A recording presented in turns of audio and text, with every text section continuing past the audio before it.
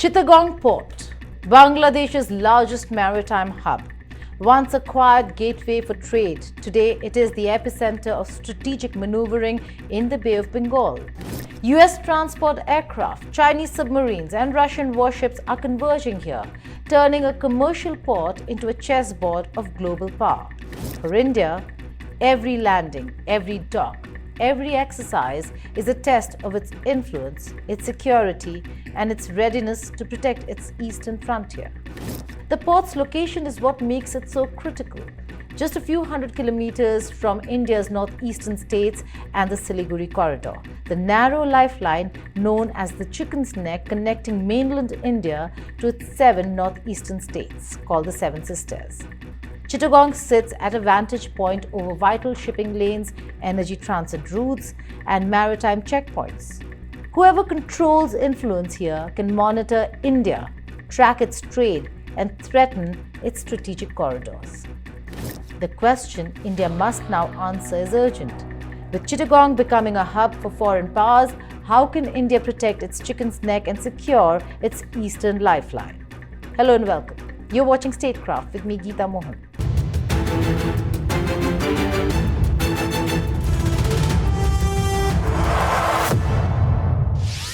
For decades, India has looked eastward with a sense of familiarity, seeing Bangladesh as a friendly neighbor, a partner in trade, culture, and water sharing.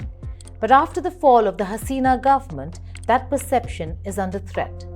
Chittagong, Bangladesh's largest port and gateway to the Bay of Bengal, is rapidly becoming a chessboard for global players. The United States, China, and Russia are maneuvering in ways that directly affect India's security, its trade, and the stability of its eastern frontiers. Chittagong is not just a port, it is a strategic fulcrum. Located close to India's sensitive northeast and the Siliguri Corridor, the so-called Chicken's Neck connecting mainland India to its 7 northeastern states, the city is a vantage point over vital shipping lanes, energy transit routes, and maritime corridors.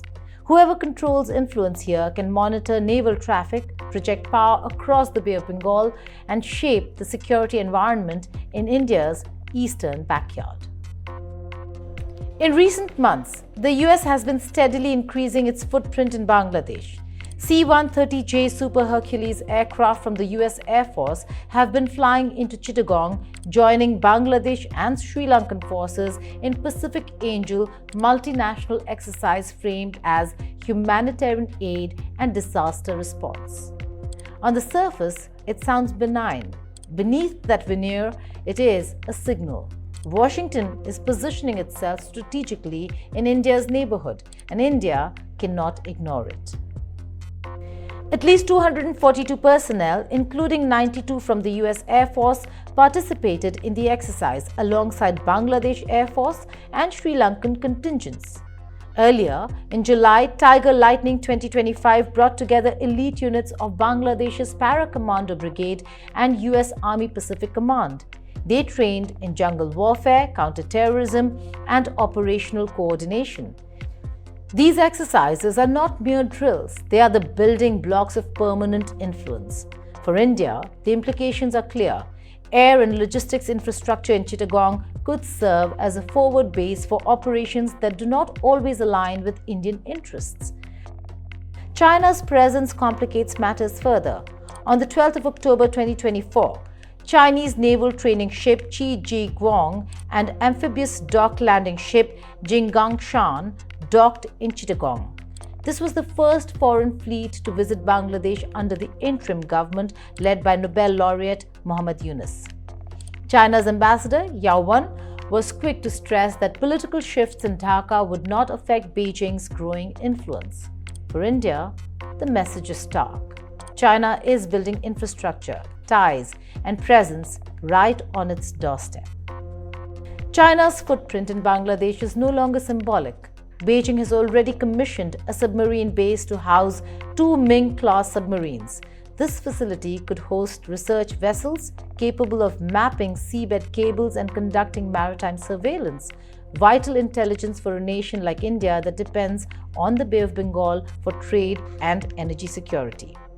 Beyond the base, Bilateral exercises such as the Golden Friendship drills earlier this year show that Beijing is not just visiting, it is embedding itself strategically in Bangladesh's military framework. And then comes Russia. In April 2025, 3 Russian warships, Admiral Tributs, Admiral Panteleiev, and the tanker Pechenga docked at Chittagong Port, following a high-level visit to Moscow by Bangladesh's Army Chief, General S.M. Shafiuddin Ahmed.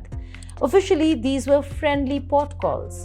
Unofficially, they signaled Dhaka's intent to diversify its military relationships, balancing China and the US. While Russia has historically been a strategic partner for India, its growing naval presence in Bangladesh creates a new layer of complexity. The Russian port call underscores Bangladesh's strategic balancing act, leveraging each great power for political and military advantage. But for India, each new naval footprint along its eastern flank represents a subtle erosion of influence. Delhi has long envisioned a Bay of Bengal dominated by an Indian-led security architecture. Every American Hercules landing, Chinese warship, or Russian destroyer complicates that vision. After the fall of Sheikh Hasina's government, a number of foreign forces over there have become very actively involved there. The United States has taken the lead. The multiple military exercises that it has triggered off with the Bangladeshi forces. There have been at least 3 such exercises in the last 14 months, thereby indicating that the United States would like to have more or less a permanent presence there in Bangladesh. There's been talk, of course, of a US base on St. Martin's Island that Sheikh Hasina has said that she, turned down this US offer to build a base over there.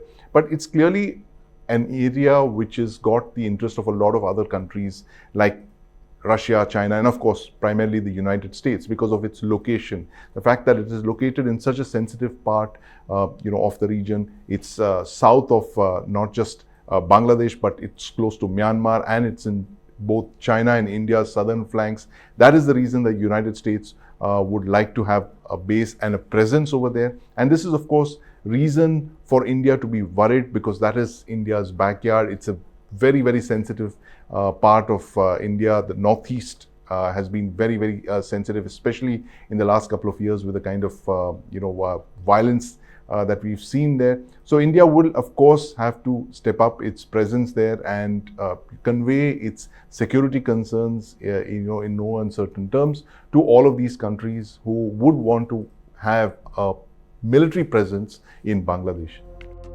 Why should India be particularly concerned? The geography is unforgiving.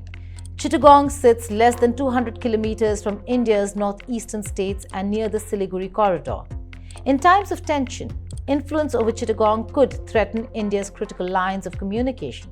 The city is also adjacent to Myanmar, where insurgencies and refugee flows already strain India's borders. Add foreign militarization and the stakes rise exponentially. Chittagong controls access to key maritime routes. Energy imports, naval mobility, and commercial trade through the Bay of Bengal could be monitored or influenced by external powers. For India, this is not hypothetical.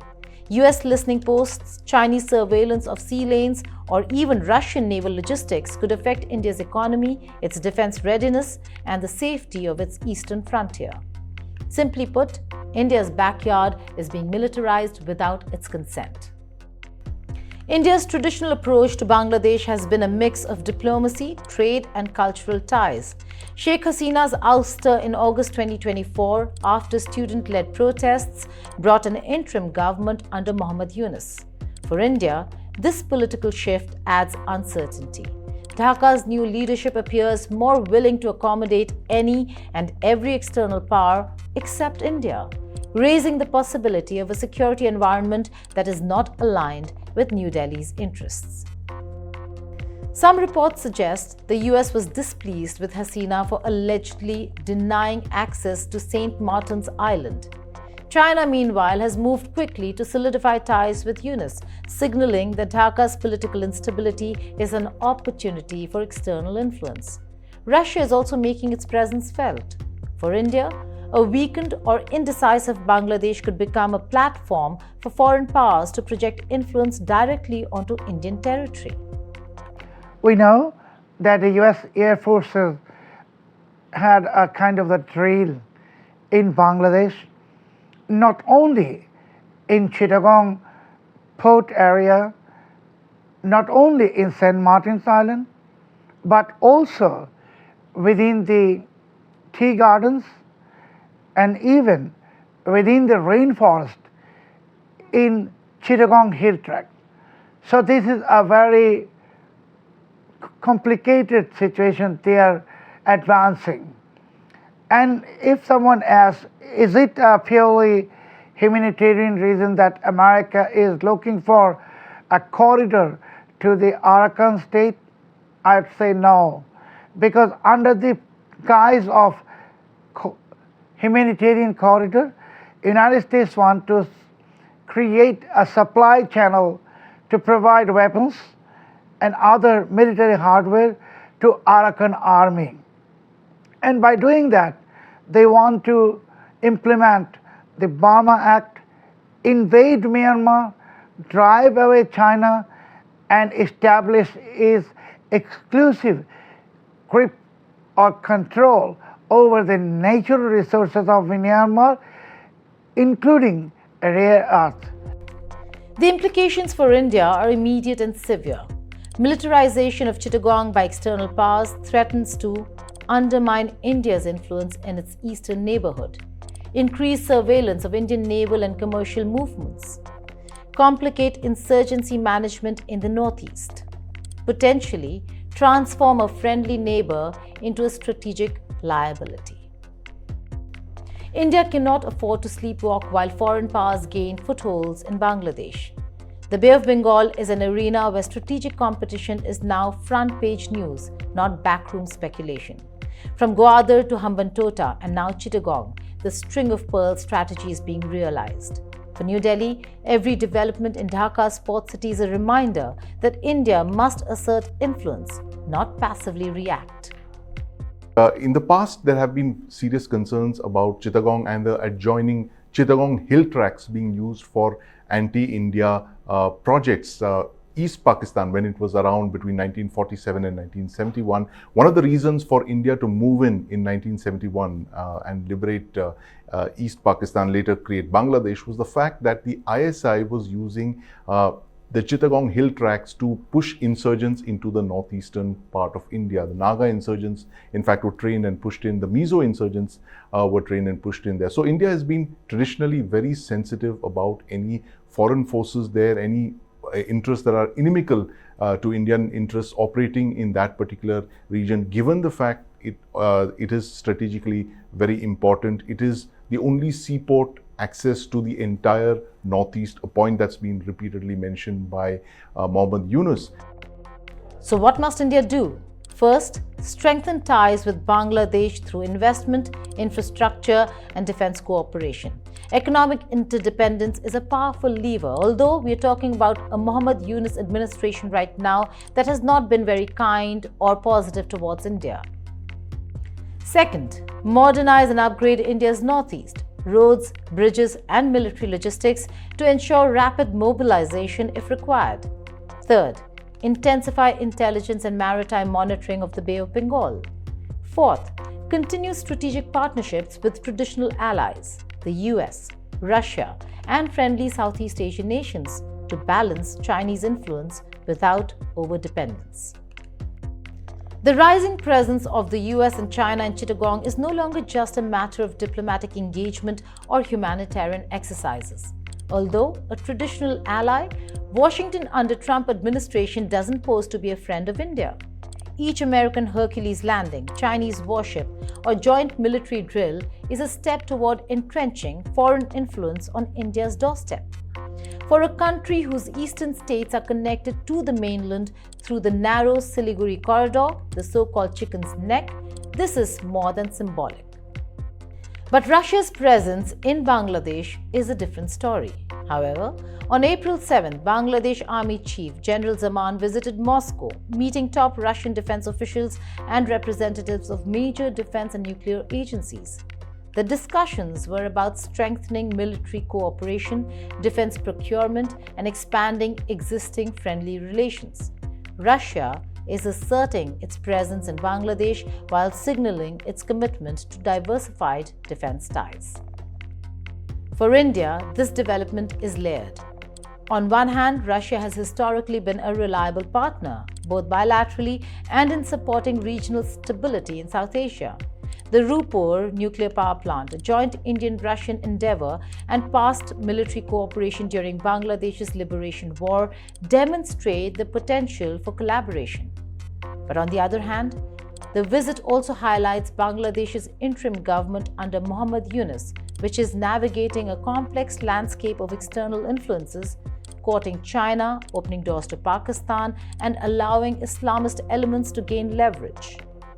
India's strategic task is clear: support institutions like Bangladesh's army under Zaman that persevere to preserve law and order and multipolarity, ensuring Chittagong remains a partner in regional stability rather than a platform for foreign powers hostile to Indian interests. India also has a moral and diplomatic stake. It has historically protected Bangladesh from external interference, supported democratic governance, and invested in regional development.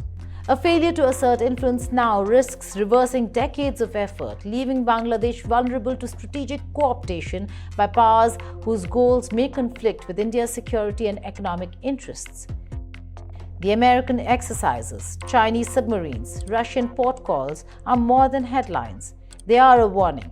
India's eastern neighborhood is under contestation. If New Delhi does not act decisively, it risks losing strategic depth, regional influence, and the ability to shape outcomes in its own backyard. India has the tools, the influence, and the responsibility.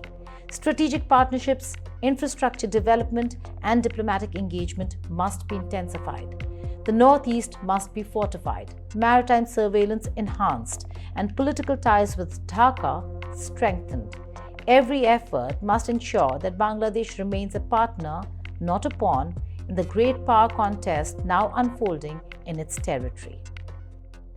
You see, in the 21st century, geography is destiny. Chittagong is no longer just a port. It is the epicenter of strategic competition in South Asia.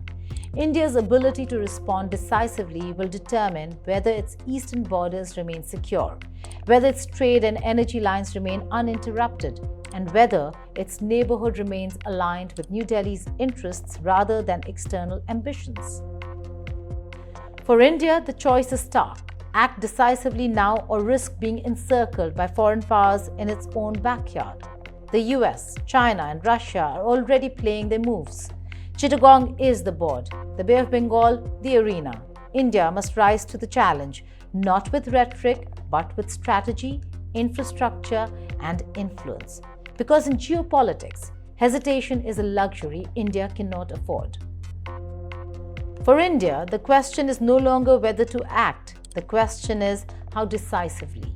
The presence of the US, China, and Russia in Chittagong is a challenge, but it is also an opportunity for India to demonstrate leadership, protect its interests, and ensure that its neighborhood remains secure, stable, and aligned with its vision of peace and prosperity. Chittagong is not just a port city, it is a symbol of the contest for influence in South Asia. For India, it is a call to action, a reminder that strategy, foresight, and decisive engagement are no longer optional, they are essential. The Bay of Bengal is the front line, Chittagong is the focal point, and India must ensure that its interests are never compromised. Yunus understands that his regime is illegal, illegitimate, and political parties in this country are intensifying demand for holding of the election. Though Yunus has promised of holding the election in February next year, but he is also trying to create numerous excuses by using his top ally, Jamaat Islami, and other Islamist forces of somehow sabotaging the entire election. Yunus does not want to hold any election. He wants to remain in power indefinitely.